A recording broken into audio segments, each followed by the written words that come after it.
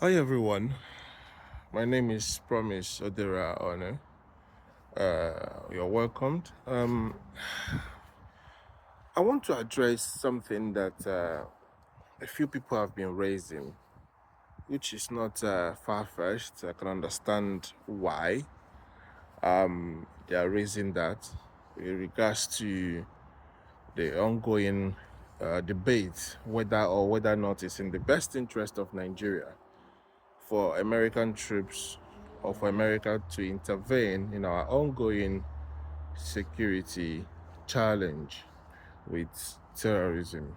Um, I would like us to understand that when countries make decisions, either to attack another country, it is usually bordered on the person that is the leader of that country at the time, and by extension, what the party that he belongs to wants to do. And thirdly, what the Congress or the Senate of that country or Parliament of that country decided before that action is taken. So, people say when America enters into a country, they leave it more destabilized than they found it. And this is my response. Have you ever tried so hard to train a child and that child still come out bad? Have you ever tried so hard to get something right and that thing still spoils? I'm not making a case for them, but I'm trying to make you understand that you can actually do things with the right intentions and for that thing to turn out not working the way you anticipated. But one thing is certain: America does not just invade a country that is peaceful. There are so many countries in the world, over 150 or 160 of them. And America has not just invaded countries because they are more powerful. There will be diplomatic engagement. There will be public, reasons shared with the public, and there will be conversation on the, of the subject matter, through the right channel, legislative channel, either the Congress, the Parliament, the Cabinet, the servicemen, the service chiefs, before things can be approved. So it's not usually a one-man decision. Now, the problem I have with America when it comes to what they've done in Africa, especially, it's not just with Obama, but of course, largely the buck stops at his desk, but with the Democratic Party, with the Democrats. And that's why I did not support Obama, I did not support Biden, and I did not support Kamala Harris. So I supported Trump and the Republican because, of course, I feel like they have a better policy or strategy towards Africa than the Obama administration. Trump reinstated the arms sales to Nigeria. Trump might be the best thing for America. People might feel like he's not necessarily the best thing for immigrants. But if you're an American, you'll be proud to have Trump as your president. In fact, what we want is a president that will be like Trump for Nigeria. A president that will put Nigerians first, a president that will make sure our borders are secure, a president that will make sure our economy and our trade deals are the best in our own interest. So, but because we are immigrants, because of course, Nigerians want to go there easily and everything, so we can feel some type of way. So I understand why some people don't really like Trump. Now, this foundation laid, I want to say something. If a country like America did not exist, or they decided to be like countries like is it Switzerland, Holland, that their policy is they don't get involved, they mind their business. Yeah, no matter whatever is going on. In fact, if you steal money, bring it to their bank. They don't ask any questions. They keep it for you. If America is like that in terms of strategy and policies, imagine what would have happened when ISIS was cutting people's head off. They line people down, kneeling down. They go cut their head off, shout whatever they shout, Imagine what would have happened with the way Taliban was going, with the way they were, you know, destroying the rights of women and children, removing freedom of anything. So, imagine what South Korea would have been, what the fate of South Korea would have been. Because sometimes we are very quick to see the bad in other countries. I have my own issues with them, but not with America. I have the issue with the party. Look at what Tinubu is doing. Immediately he got into power, he gave a contract to someone, of course, from America for the Lagos Calabar Expressway. And there are rumors that, the Democrats are part of some of the, you know, you know, campaigns, getting him into power, and of course, some of the contracts. I would say rumors, allegedly. So, we understand that he doesn't like or support Trump. And some people have come to TV to allege that Trump is doing it as a personal vendetta for not accepting immigrants that was about to return to Rwanda, or that was returned to Rwanda, and did not allow an Air Force base or a US base in Nigeria. While all that might be true, I want to say something. When Goodluck Jonathan was faced with the issue of Boko Haram, help was extended, just like now. Help is extended to Nigeria by America. During that time, help was extended to Goodluck. But in that period, Goodluck said no. And during that time, I supported Goodluck for saying no. But the big question here is, and I want analytic minds here to help me to sort of decipher some things here. Whereas I supported David Mark for refusing US aid and whatever on the basis of rejecting the agenda that we are pushing with the alphabets, now also Goodluck saying no, that he doesn't want American intervention. Has it worked well in our good? Yes, I supported Goodluck during that time taking that decision because of the Democratic Party, right? But has Boko Haram been defeated how many years after? Since 2009 to 2025. Was it a wise decision that we did not accept Americans' help then?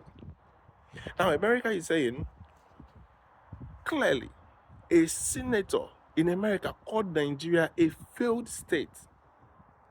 So it is not debate anymore. It is clear. Read the definition of what a failed state is. Nigeria cannot protect its borders. So they are saying that Nigeria is now a disgraced country because, of course, anybody, look at Chad closing his borders. Somebody was saying, I think it was very far to me that I was listening to, he said, Nigeria went from being the giant of Africa to becoming a mess where nobody in Africa actually respects us because they see what is going on. There's no giant of Africa anymore. Not Niger, no Burkina Faso, no Mali, nobody cares. Even ECOWAS has been split into two. What does that tell you? We've lost it. All under Tinubu's administration. Doesn't have diplomats. Just like it took 6 months for Buhari to have a cabinet, it has now taken 3 years for Tinubu to have ambassadors in the countries. Now, he invited ambassadors of other countries and spoke to them in Aston Villa. But what are the counterparts of those people that he invited in their country? When China and I think the UK or America was having a row, they invited the Chinese ambassador. In China, those people invited the UK ambassador. When China kicked out the ambassador, the UK kicked out the Chinese ambassador. That's how you start. That's the first step, the first line. Before America tell you that they are coming, they must have first of all used the back door. Use your diplomats to engage you. If that fails, then they will come out in the open and start talking. That's how war starts. When those level of communication breaks down, then they come out to the public, and before you know it, things will get bad. Now, Trump has released, because of course they're not getting the right answer, people are threatening that Nigeria is a sovereign nation. You cannot be a sovereign nation and do whatever you like. You cannot say you are a sovereign nation and people are dying senselessly. In the first place, you guys went to invite them. But the point I'm trying to make out in this video is that you might look and think that places that they have intervened are worse when they leave. But the first thing to ask is data. How was the killing before and after? Of course, they left Afghanistan in the hands of the government, but their president ran. He jetted out. And when he jetted out, naturally, Taliban took over. When the Taliban took over, of course, we saw that things are still getting bad, but it wasn't as bad as when America stepped in. You can say the same for Iran, for ISIS, for all the other places, Iraq, for other places that America intervened. If you can be true to yourself, you can't say that the evil was worse off after America's intervention. So I'm saying this to say, if America should come in, they have the light, the medium, and the escalated high level of engagement and strikes. If they can fix it with the light, fine. If, of course, they resist, they will escalate it to the medium and then high. And trust me, they will work with the Nigerian military. Of course, translators and what have you. And bear in mind, if Americans need translators, one of the challenges of all these Arabic countries is that they have sympathy for their brothers. And I know that also might play a role in Nigeria.